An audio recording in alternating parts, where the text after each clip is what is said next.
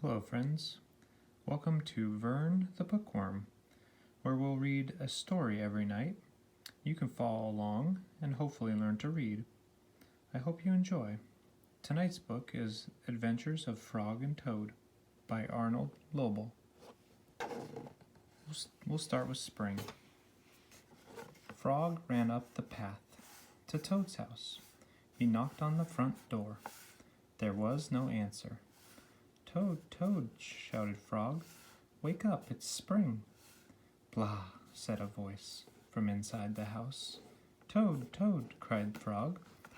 "The sun is shining. The snow is melting. Wake up."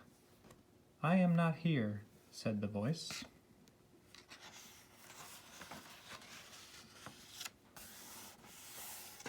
Frog walked into the house. It was dark. All the shutters were closed. "Toad, where are you?" called Frog. "Go away," said the voice from a corner of the room. Toad was lying in bed. He had pulled all the covers over his head. Frog pushed Toad out of bed. He pushed him out of the house and onto the front porch. Toad blinked in the bright sun. "Help," said Toad. "I cannot see anything."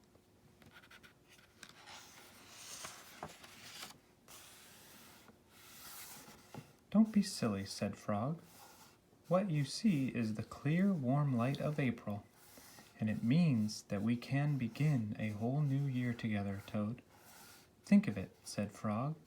"We will skip through the meadows, and run through the woods, and swim in the river. In the evenings we will sit right here on this front porch and count the stars." "You can count them, Frog," said Toad. "I will be too tired. I am going back to bed."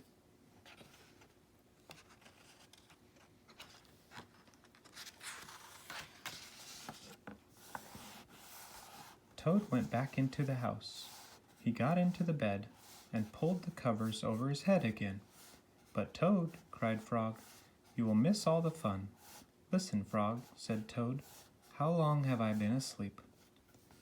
"You have been asleep since November," said Frog.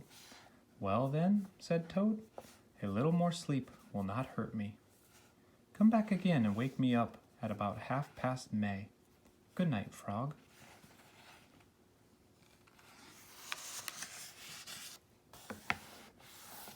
"But Toad," said Frog, "I will be lonely until then." Toad did not answer. He had fallen asleep. Frog looked at Toad's calendar. The November page was still on top. Frog tore off the November page.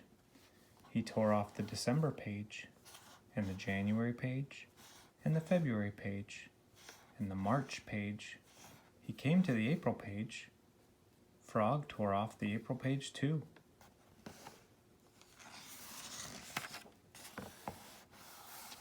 Then Frog ran back to Toad's bed. "Toad, Toad, wake up. It is May now." "What?" said Toad. "Can it be May so soon?" "Yes," said Frog. "Look at your calendar." Toad looked at the calendar. The May page was on top. "Why is it May?" "Why, it is May," said Toad as he climbed out of bed. Then he and Frog ran outside to see how the world was looking in the spring.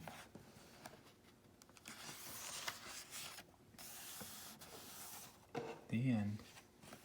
We'll read the story tomorrow night.